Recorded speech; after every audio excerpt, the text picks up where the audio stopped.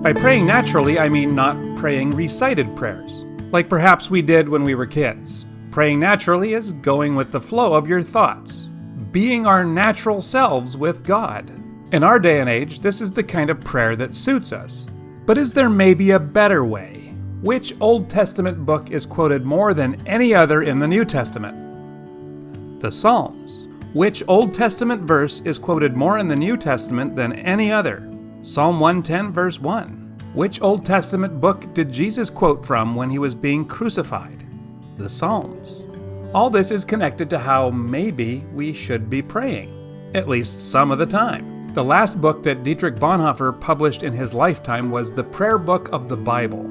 He wrote this book while in prison for his participation in a plot to kill Hitler, and the subject of this book was the Psalms.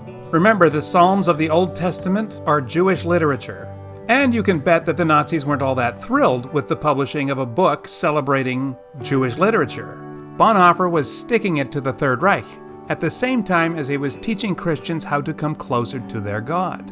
In this book, Bonhoeffer points out that we naturally wish, hope, sigh, lament, and rejoice, and that we should not confuse these things with prayer.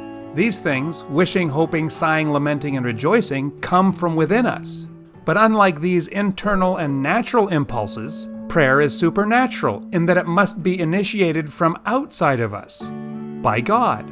For this reason, Bonhoeffer encourages Christians to pray as Christ did, to pray the Psalms. In a sense, then, our own prayers would travel to heaven right alongside those of Jesus. Praying the Psalms was much too Jewish for the Nazis, and probably too Catholic for the Protestants, who don't usually go in for too much recited prayer. But Bonhoeffer was insistent that Christians must pray the Psalms. He says, "But it is a dangerous error, surely very widespread among Christians, to think that the heart can pray by itself.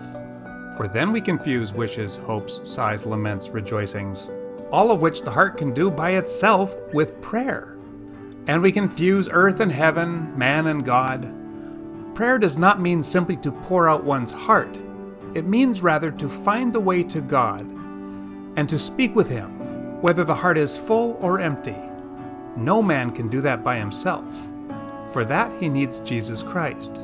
Whether you accept Bonhoeffer's imperative on praying the Psalms or not, it is important to understand that prayer is a supernatural activity, not a natural one. Like I said, natural praying really suits us. It starts with us. I initiate it. It's about me, my wishes, my hopes, my sighs, my laments, my rejoicing. Praying with the Psalms, which means praying with Christ and with the historical church, will at least externalize the source of our prayers and remind us once again that our ability to approach God at all is a gift of His grace. And maybe we will come to think of it as the supernatural event that it is. It's something to think about. Thank you, and we'll see you next time.